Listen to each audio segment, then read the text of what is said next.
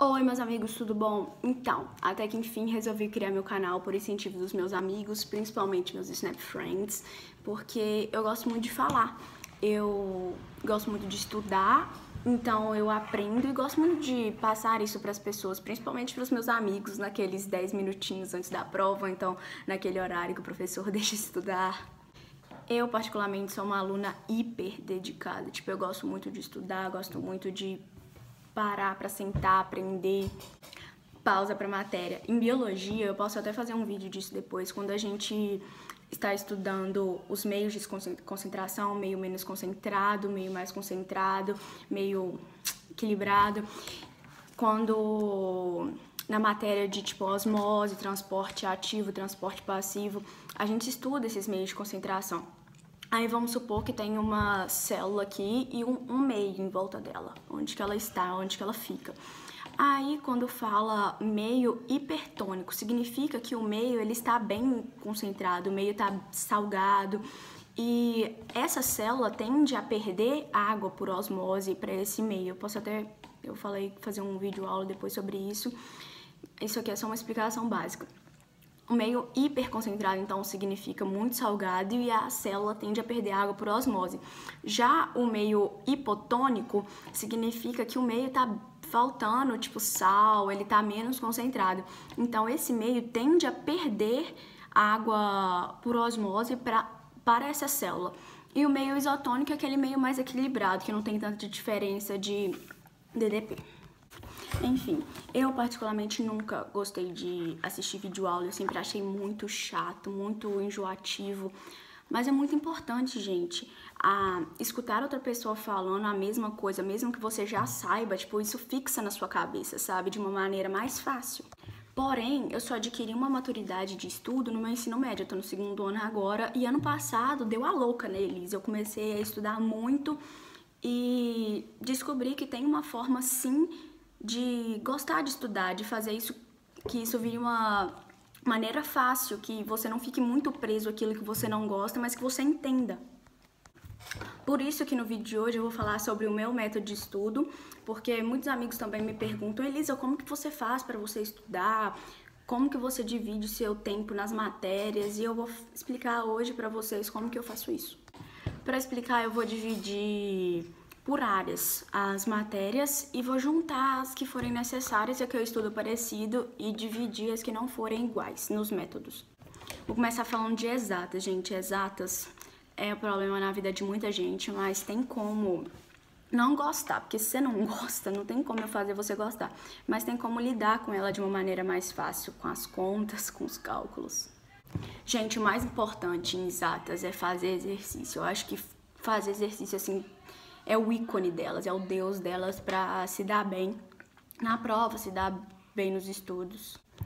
Tem muitas fórmulas nesse meio e eu acho, como diz o meu professor Jaime, a gente nunca pode decorar a fórmula, porque decorar esquece, gente, esquece mesmo. Então, o que eu faço? Eu aprendo a deduzir, tipo assim, densidade é igual a massa sobre volume. Aí eu pego o conceito de densidade, que é massa sobre volume, e sei que D é igual a M sobre V. E, tipo, eu nunca escrevo isso, D igual a M sobre V. Eu sempre penso na minha cabeça, densidade é igual a massa sobre volume. Dever de casa, gente, é muito importante fazer o dever de casa. Meu professor também, o Jaime, ele sempre fala 3 exercícios por dia, que você vai se dar muito bem. Então, eu sigo esse conselho dele. De vez em quando a gente fura, né, mas eu tento. E com os exercícios, eu sempre coloco do lado dos exercícios a explicação daquela matéria. Tipo, se eu tiver com dúvida na matéria, ou então se for o início dessa explicação da matéria, eu sempre coloco do lado dos exercícios a explicação. Aqui tem um exemplo, gente, eu sempre uso folha branca para exatas, eu não consigo mais fazer cálculo em folha de linha. Aí, olha só, aqui é uma explicação desse exercício aqui que eu fiz, ou seja, o exemplo da matéria está do lado do exercício que eu fiz. Vamos supor, eu não estou entendendo nada da matéria, a professora falou grego, igual trigonometria. Nossa, foi um caos trigonometria na minha vida. Aí eu peguei e fiz um resumo, fiz um resumo com as partes mais importantes, depois eu vou falar sobre a importância dos post-its. Fiz um resumo das partes mais importantes e deu, uma página só, entendeu? E se eu não estou entendendo também, corre no Google. Me ajudou muito em termoquímica. que eu não estava entendendo muito bem, gente, vai pra internet. A internet tem tudo que a gente precisa, principalmente exercícios de vestibulares, exercícios importantes, assim, quentinhos, como diz a minha professora de história. Enfim, a exatas é uma área que eu gosto de fazer desse jeito. Agora, biológicas, humanas, linguagens, eu já uso o método resumo. O resumo é muito importante pra mim. Sério, tipo, depois que eu aprendi a fazer resumos completos, resumos rápidos, tipo, bem resumido mesmo, eu falei, eu vivo de resumo agora. Mas dentro dessas matérias, resumo, eu divido em duas partes. Eu divido aquela que eu faço resumo mesmo, tipo folha, pego, escrevo no papel. Depois eu vou falar mais sobre esse resumo. Eu pego, escrevo no papel. E outras que eu escrevo, tipo, as partes mais importantes no livro. Tipo, esses resumos, assim, eu vou falar sobre a importância também de... se você pode grifar seu livro, porque no 9º ano eu não fazia isso porque eu vendia os meus livros depois, mas os livros do poliedro não podem ser vendidos, então eu grifo mesmo, escrevo muito e colo meus post-its que são muito importantes para mim. Então, dentro dessa divisão resumos, vou falar da importância dos marca-textos. Gente, sério, eu tenho de várias cores e eu tenho que comprar todo mês porque eu gasto muito marca-texto. Até no meu caderno mesmo, aquilo que eu não posso esquecer, eu vou marcando e eu vou falar sobre essas cores que eu uso. Claro que você pode variar, mas eu gosto dessas, eu acho que eu sempre compro essas. Esse amarelo fluorescente eu acho que é o que mais chama atenção na página, tá vendo? Tipo, ele é o mais forte, eu uso ele pra chamar atenção mesmo, aquela palavra, aquela frase mais importante.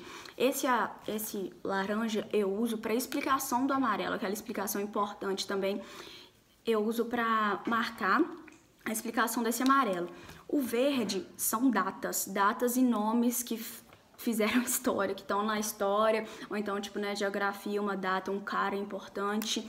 O rosa e o roxo são aqui, eu não uso tanto eles. Eles são mais para curiosidades, tipo, que eu não posso esquecer, mas que não é tão importante quanto eu iria grifar com o amarelo. Essa página eu acho que tá bem dividida, essa aqui também, sobre as curiosidades que eu não posso esquecer, e o amarelo é aquilo que é muito importante. Eu uso também uma caneta vermelha para marcar aquilo que a professora manda marcar, porque eu sempre me perco naquilo que eu acho importante, naquilo que eu sei que é importante. Então, aquilo que eu sei que é importante, que a professora mandou marcar, então que a professora falou diversas vezes, eu marco de vermelho. Tipo, o canal do Panamá, ele era super importante na minha matéria, então eu marquei de vermelho e de amarelo. Quem me conhece sabe que eu sou a louca dos post-its. Sério, eu amo post-it, eu amo... Fica tão organizadinho, fica tão bonitinho, eu acho que me ajuda muito a separar, colocar no livro as partes principais. Lembrando que história e geografia eu não faço resumo, porque eu acho que a matéria é muito grande e se eu for parar para fazer resumo não compensa, porque eu vou deixar de estudar para outras matérias quando eu só poderia fazer isso no livro. Tipo, aqui eu anoto a parte mais importante desse meio que eu tô estudando imperialismo aqui e pronto, qualquer coisa eu pego, abro nessa página e leio o que eu escrevi no post-it. Porém, já em outras matérias eu faço resumo mesmo, tipo biologia, gente. Como eu gosto muito de biologia, eu escrevo as partes principais tudo em folhas separadas. Eu faço assim, biologia, português, artes, literatura, o resto das matérias de humanas que não seja história e geografia, porque eu faço assim, tipo filosofia, sociologia. Esse é um exemplo de literatura que eu fiz bem separadinho mesmo, tipo, só escrevi as partes principais e fiz uma divisão entre parnasianismo e simbolismo, que era a matéria da minha prova. Então, acho que é muito mais fácil visualizar essas matérias curtas que dá pra fazer um resumo prático do que ficar abrindo o livro e procurando. Então, resumo pra mim me ajuda muito. E eu divido em 3 passos. Quando as matérias são de resumo, então quando é assim mesmo, que eu grifo no livro, que eu escrevo no livro. A primeira parte, eu acho que quando o professor fala, nós vamos começar a próxima aula com o capítulo 5. Eu corro e leio o capítulo 5, mesmo que eu não entenda muita coisa, eu leio e aquela parte, vamos supor, ciclo da ornitina, não entendi nada, eu não grifo ela, porque se eu não entendi nada, isso não vai me acrescentar. Aí o professor explicou a matéria todo, eu vou ler o capítulo afinco mesmo. Tipo, eu só dou... Quando o professor fala, vou começar o capítulo, eu folheio as páginas. E o meu livro, ele tem uma divisão de letras em negrito e letras diferentes. Então, essas letras em negrito eu pego e leio. E quando o professor fala...